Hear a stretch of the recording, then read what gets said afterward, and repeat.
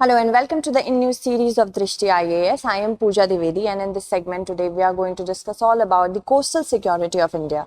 This topic is important from the perspective of prelims and also from the perspective of GS mains papers. So let's begin with the topics of discussion that we are going to look at step by step.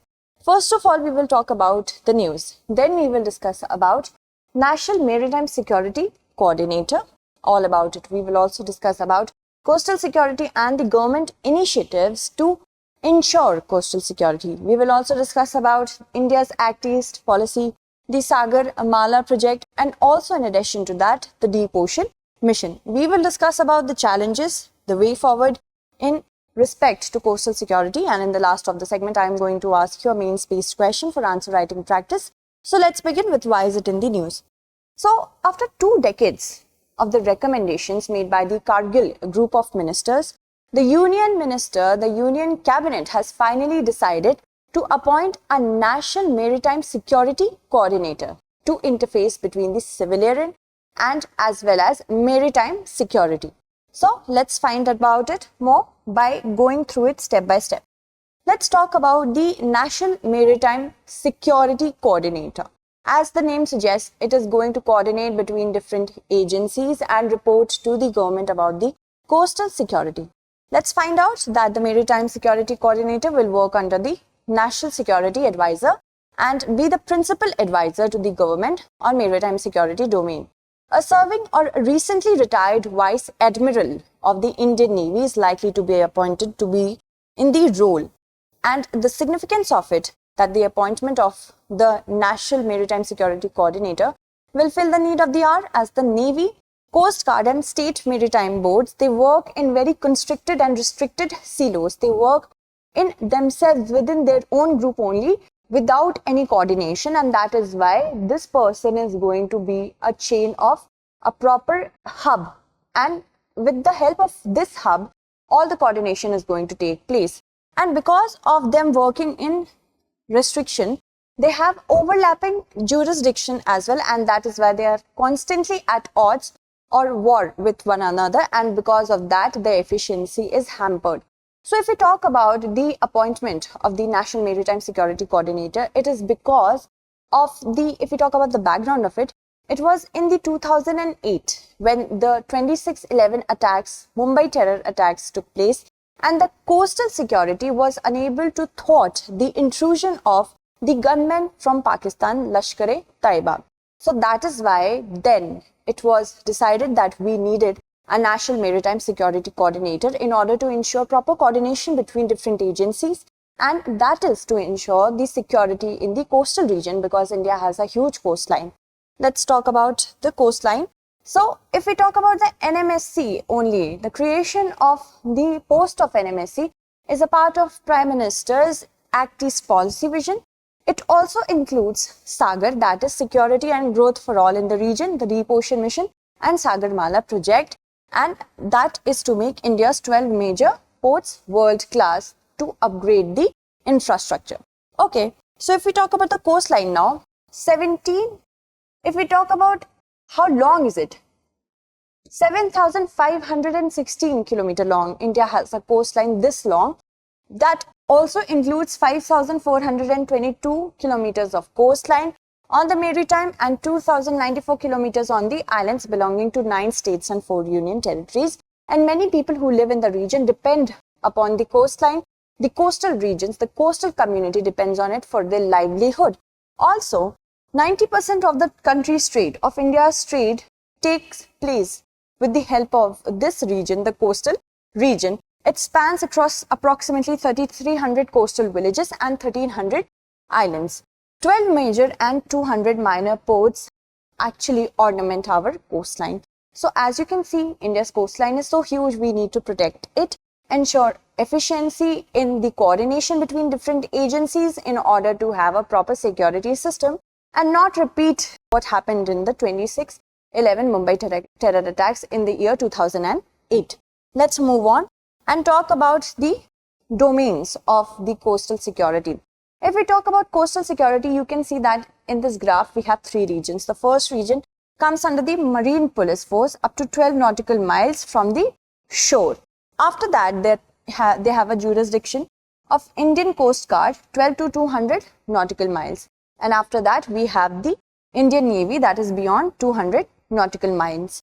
Alright, so if we talk about why do we need to ensure coastal security in India, in the respect of our country, India, the talks and the events of intrusion from countries such as Pakistan, Sri Lanka, Bangladesh, the smuggling of gold, goods, narcotics, arms, they have been taking place since decades.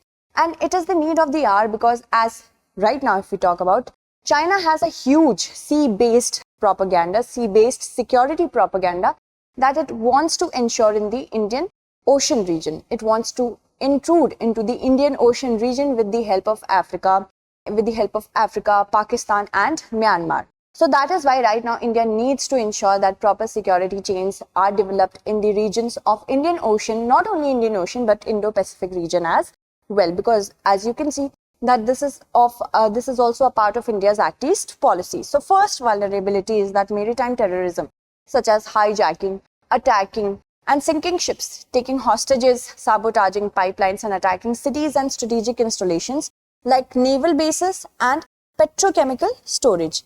Attacks on commercial centers, if you remember the instance of 2008, the terror attack of 26/11, the gunmen from Pakistan, they had their mission in mind, two iconic hotels of Taj Palace and Towers and Oberoi Trident, and one Jewish house also, the Chabad House.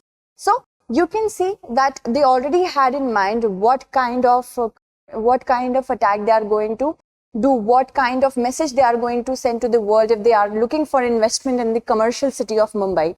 So first is that. Second, attacks on ports and other strategic facilities. See, there are so many infrastructure that is developed in the port areas, the goods and the population area of near the ports. They are very vulnerable to attacks. And also when we talk about the ships, they are very soft targets. Attacks on ships are soft targets for terrorists because apart from their enormous size, they do not have any safety net that they can fall back upon if they are attacked in case of if they are attacked by a grenade or suppose any other weapon of that sort.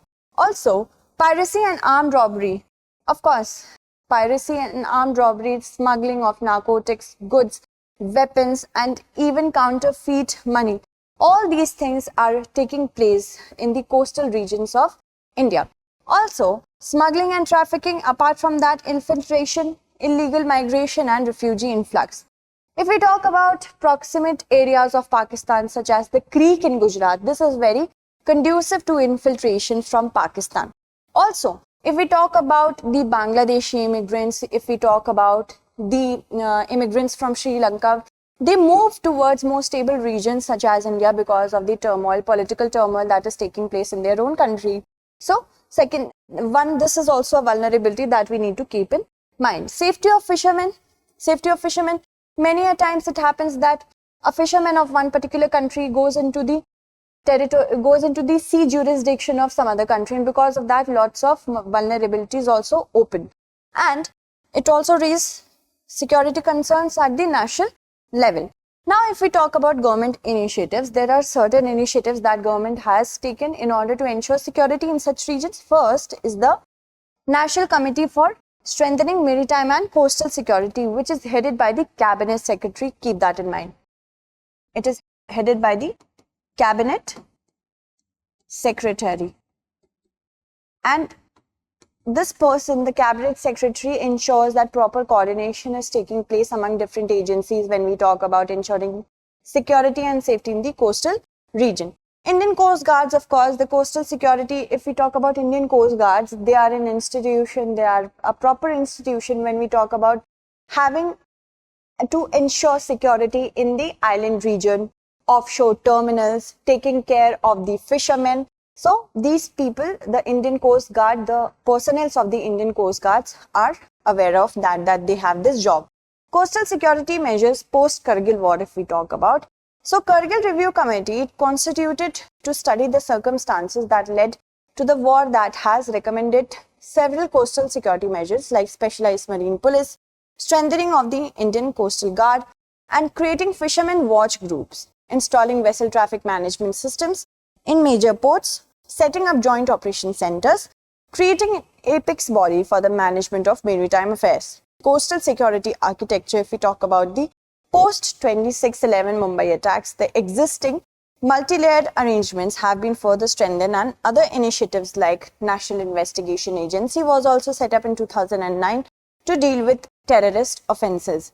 And National Security Guard have been created to ensure rapid response to terror attacks. The National Intelligence Grid or the NAT Grid has been constituted to create an appropriate database of security-related information. A three-tier security grid was installed with the Indian Navy, the Coast Guard and the Marine Police, jointly patrolling India's near seas. And if we talk about the Marine Police Force, the Marine Police Force was created in the year 2005 under Coastal Security Scheme in order to enhance security in this region. Marine Police Force was supposed to work in tandem in close coordination and collaboration between the Indian Coast Guard in the form of an hub and spoke model, where ICG was supposed to be the hub and the Marine Police Force from different regions were supposed to be the spokes. Okay, let's talk about India's Act East policy. So India's Act East policy is an exaggeration of India's Look East policy, where India hopes to deepen its political, economic and security relationship with the countries of Southeast Asia and the wider Indo-Pacific as a balance against the Chinese intrusion in this region, because I think every country, we all know that every country in this region is fed up of Chinese intrusion in their territories. Moving on, if we talk about the project SagarMala. SagarMala is actually aiming to modernize India's ports, and those are the 12 major ports and 185 minor ports, and targeted alongside the development of new ports, new connectivity, and as you can see here how it is connecting each and every port with the help of many national highways. Also, if we talk about the Deep Ocean Mission, in Deep Ocean Mission, it comes under the Ministry of Earth Sciences, which works in collaboration with ISRO in order to ensure that economic exploration is taking place with sustainability to benefit the common man, and that is happening with the help of having a security in the region, the coastal region. And also, if we talk about Deep Ocean Mission, it is giving boost to the blue economy of India, which means that sustainable exploration of the Indian waters, the economic benefit to the common man, but also ensuring that it is sustainable in nature, that it doesn't cause any harm to the aqua region. Moving on, if we talk about challenges, there are many. First is lack of coordination, because there are so many agencies. It becomes very hard for every agency to coordinate with each other, and real-time coordination is a very big necessity when it comes to safety and security of India and India's coastal region. So I hope that we all hope that the National Security Coordinator, National Maritime Security Coordinator helps this through. And there is also a lack of clarity among different agencies on what they are supposed to do, what is their jurisdiction. So proper standard of procedures should be, and they have already been set up in order to make every agency know what they are supposed to do. Also, acute shortage of manpower in police station, because there is only 25% of the sanctioned power is there. Also, poor training, lack of dedicated training academies for the ICG Indian Coast Guard. Also, discontent in fishermen communities, it interferes with the security initiatives of the government, because fishermen are known as the eyes and ears of the waters for India, and they are an integral part of the entire security system. Also, difficult terrain, seasonal weather patterns, administrative lapses, these are also a big challenge. Also, if we talk about land acquisition, for having barracks and cottages for the staff of the ICG and many other administrative setup we need for our coastal region, it is also a challenge.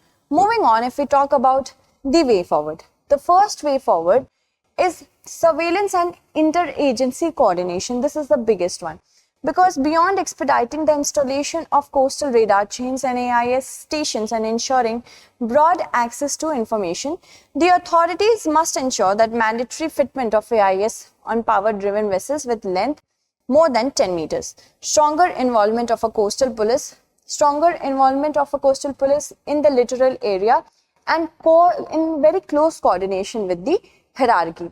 Also, a legislative framework strengthening of the coastal guard system, because proper amendment should be made in the Coastal Guard Act so that the coastal guards are aware of their duties and responsibilities. Also, a legislative framework would help providing proper legislation to an institution, and having a legal strength behind them is of utmost importance. Also, National Commercial Maritime Security Policy document should be promulgated in order to ensure that long-term as well as short-term objectives in the coastal area are gained. Reinforce coastal regulation zone, because of the reason that many environmentalists think that because of the enhancement and upgradation through the SagarMala project, the coastal regulation zone, these regulations will be diluted in favor of the shrimp industry, the infrastructure industry, the lobbies, but this should be ensured that such things doesn't happen. Also, coastal security exercises like Sagar Kavach and Sea Vigil will enhance coordination between different agencies and also send a message to the rest of the world that India is very vigilant when it comes to its own coastline. So, if we move to the main space question, kindly pay attention to it. India's coasts have always been vulnerable to criminals and anti-national activities. Discussing the possible threats, highlight the measures undertaken for coastal security in India in 250 words. So, I hope you'll be able to answer it with the help of this segment. That's it for today. Tomorrow we shall meet again with another segment. Until then, stay updated and thank you so much for watching.